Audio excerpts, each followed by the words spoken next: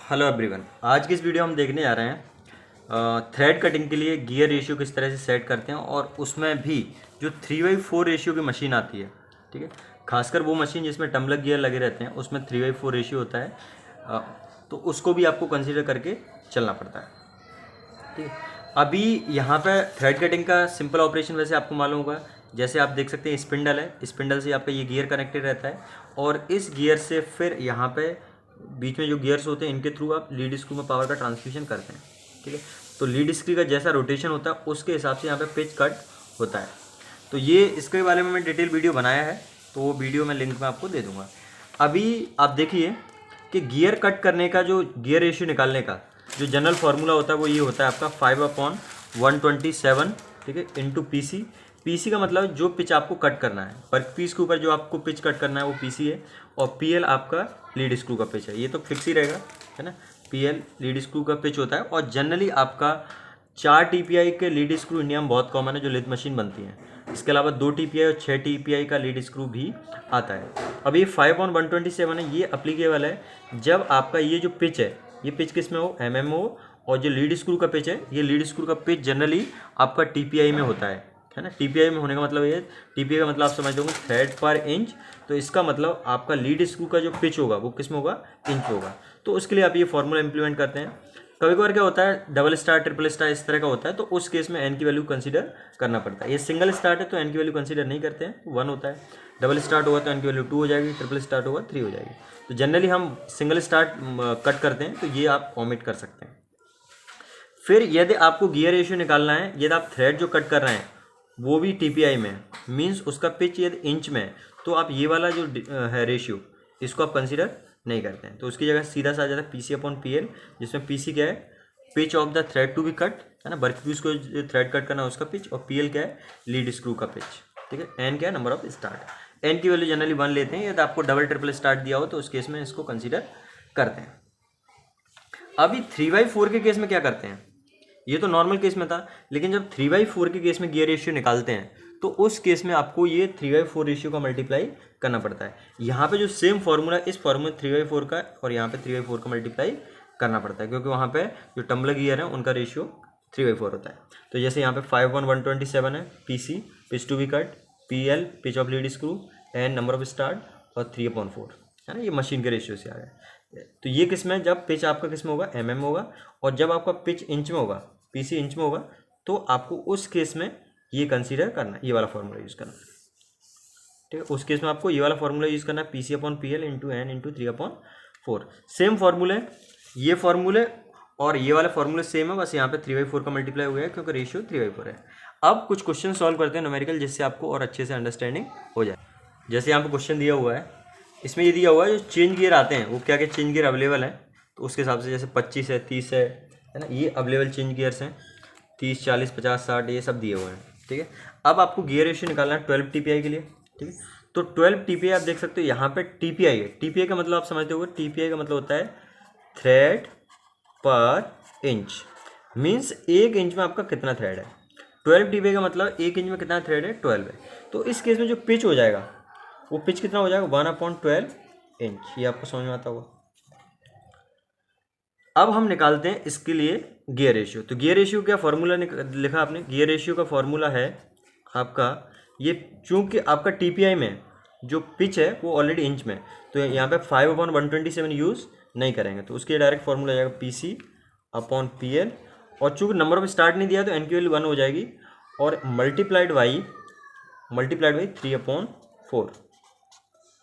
तो जैसे इस केस में PC क्या है ना, और इसमें जो दिया हुआ है ना, इसको जितने हम क्वेश्चन कर रहे हैं उसमें हम लीड स्क्रू का TPI 4 लेके चल रहे हैं, जो कि बहुत कॉमन होता है। लीड स्क्रू का TPI ये कितना दिया है आपको, 4 दिया है, ठीक है।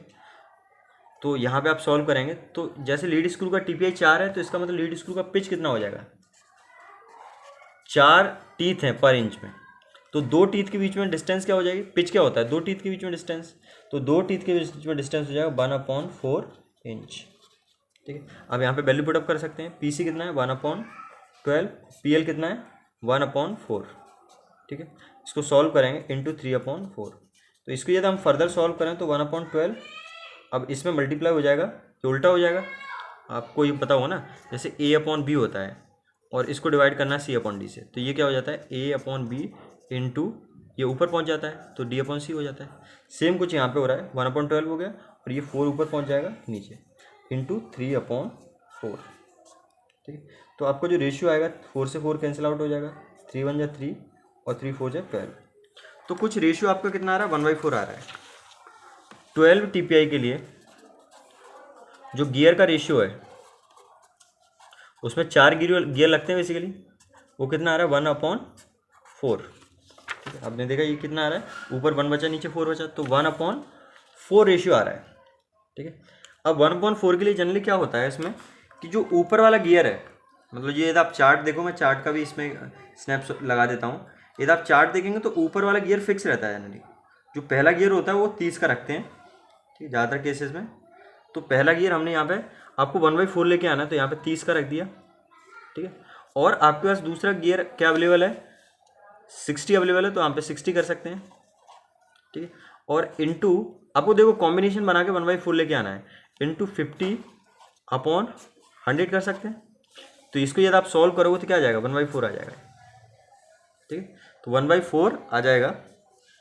तो यहाँ से मतलब ए में आपका 30 टीथ का गियर लगेगा, बी में 60 टीथ का गियर लगेगा, सी में 50 टीथ का गियर लगेगा और डी में 100 टीथ का गियर लगेगा। ठीक है, तो यहाँ पे जो गियर आ गए वो ये आ गया, ये आपका आंसर आ गया। ठीक है, ठीक, गियर रेशियो भी बता दिया मैंने और गियर कैसे सेट करेंगे वो भी मैंने आपको बता दिया। अब दूसरा निकालते हैं, जैसे 14 TPI का है, ठीक, तो उसके लिए भी सेम फॉर्मूला यूज़ करेंगे। गियर रेशियो इक्वल्स क्या है PC pitch to be cut upon pitch of lead screw into 3/4। चूँकि TPI में तो 5/127 कंसीडर नहीं करेंगे। तो PC कितना है इसके से 1/14 और PL क्या है 1/4 इंटू 3/4। अब इसको जब आप फर्दर सॉल्व करते हो, ठीक है, जब आप इसे फर्दर सॉल्व करोगे तो इसकी जो वैल्यू है वो कुछ इस तरह से आएगी 1/14 इंटू 4/1 इंटू 3/4। ठीक है, ये वैल्यू आएगी। तो 4 से 4 आप कैंसिल आउट कर सकते हैं, राइट। तो ऊपर क्या बचा 3 और नीचे बचा आपका 14। अब ऊपर वाला गियर हम ये फिक्स कर दें, ऊपर वाला गियर ये 30 का कनेक्ट करते हैं। तो आप इसको फर्दर थोड़ा सा लिखना चाहें तो इस तरह से लिख सकते हैं ना, 3/7 या 3/2 इंटू 1/7, इस तरह से कुछ लिख सकते हैं। तो यहाँ पे जो कॉम्बिनेशन बनेगा वो ऊपर हम 30 वाला गियर फिक्स कर देते हैं। ठीक है, ऊपर 30 वाला गियर फिक्स कर देते हैं तो कुछ इस तरह से कहानी बनेगी इसमें। ठीक है, ये 3/7 ले सकते हैं, तो 30 का फिक्स कर दिया, उसके नीचे आपने 70 का ले लिया और उसके बाद ठीक है 1/2 है, तो 1/2 के लिए क्या ले सकते हैं 50 और 100 का ले सकते हैं। ठीक, 50 और 100 का ले सकते हैं क्योंकि ये सारे गियर अवेलेबल है। तो यहाँ पे गियर रेशियो तो आपका ये आया था, गियर रेशियो क्या आया था 3/14 आया था। ठीक है, ये गियर रेशियो आया 3/14 और गियर की सेटिंग करेंगे वो भी मैंने आपको बता दिया। ठीक है, इस तरह से गियर की सेटिंग करेंगे। इसके बाद 15 TPI का निकालना चाहें तो सेम 15 TPI का भी निकाल सकते हैं। ठीक है, 15 TPI का निकालने के लिए भी क्या करना पड़ेगा आपको, सेम वही यूज़ करेंगे अपन, gear ratio equal 15 TPI PC/PL। तो PC वैल्यू इसमें क्या हो जाएगा 1/15 हो जाएगा, TPI में कर रहे हैं इसलिए 1/15 है। ठीक है, और PL क्या हो जाएगा, PL आ जाएगा आपका 1/4। PL क्या है pitch of lead screw into 3/4। तो इसको जब आप सॉल्व करेंगे तो 1/15 इंटू 4/1 इंटू 3/4। तो 4 से 4 कैंसिल आउट हो गया, तो यहाँ पे 3/15 आ रहा है।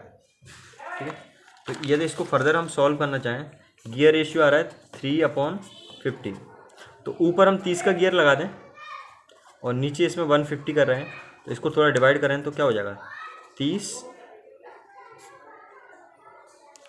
ठीक है, तो 3/3/15 का गियर रेशियो देखते हैं कितना आएगा। तो यहाँ पे इस तरह से कर सकते हैं कि 75 का भी आपके पास अवेलेबल है गियर, इसमें स्टार्टिंग में दिया ना कौन सा अवेलेबल, 75 का अवेलेबल है। तो आप क्या सीख सकते हो 30/75 इंटू क्या बचेगा 1/2 बचेगा। तो इसके लिए आप क्या रख सकते हो 30/75 और इंटू 50/100। जनरली क्या होता है नीचे वाला गियर ऊपर वाला 30 और नीचे वाला 100 ये दोनों फिक्स रहते हैं, उसके हिसाब से आप बीच वाले गियर को डिसाइड कर सकते हैं। तो 15 का निकाल लिए। अब हम mm में निकालते हैं। जब आपको पिच mm में काटना हो तो किस तरह से गियर सेट करेंगे वो मैं बताता हूँ आपको। तो जैसे लिखा है यहाँ पे 1.5 mm पिच, ठीक है, पिच दिया है जैसे आपका 1.5 mm। तो इसके लिए आप क्या फॉर्मूला यूज़ करें गियर रेशियो,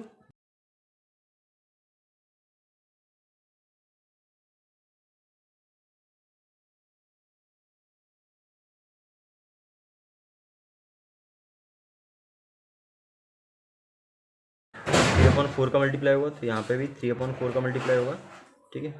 तो 3/4 का मल्टीप्लाई होगा तो यहाँ से ही आप कैंसिल आउट कर सकते हैं, ठीक है। तो जो फाइनल रेशियो आएगा वो इसमें कुछ इस तरह से आएगा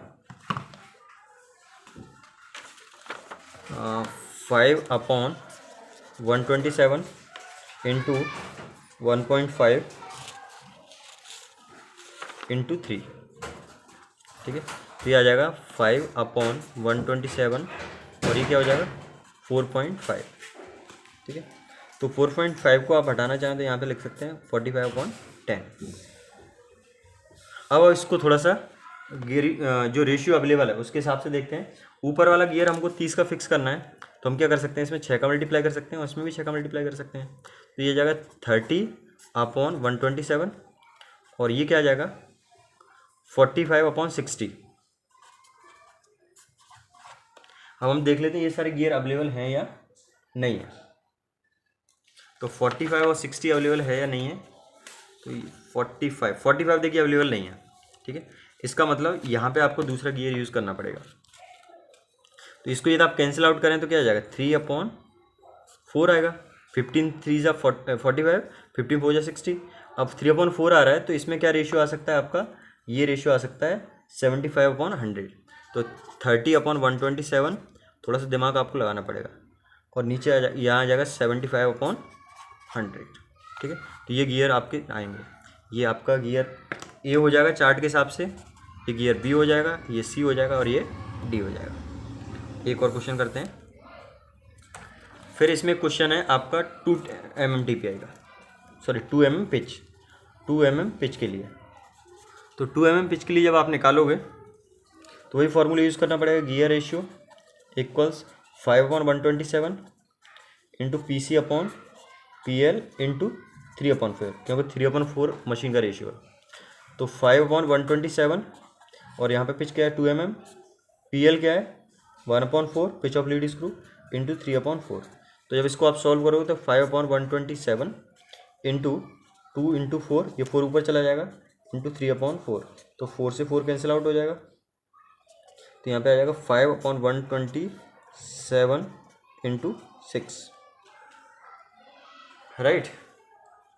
अब इसको यदि आप फर्दर सॉल्व करोगे तो ऊपर हमको रखना है 30 वाला गियर, ठीक है। ये 30 नहीं, इसमें 2 mm है, हम इसमें 40 वाला गियर रखेंगे। तो 40 वाला बीच में वीडियो रुक गया था। इसका जो फाइनल देखोगे तो ये आपका रेशियो आएगा 40/127 इंटू 75 इंटू 100। ये यहीं से रेशियो आया है। तो इसमें ए की जगह 40 का गियर लगेगा, 40 टीथ वाला गियर, बी की जगह 127 का, सी की जगह 75 का और डी की जगह 100 टीथ का गियर लगेगा। यदि आपको कोई कन्फ्यूजन है तो कमेंट करके ज़रूर पूछिए।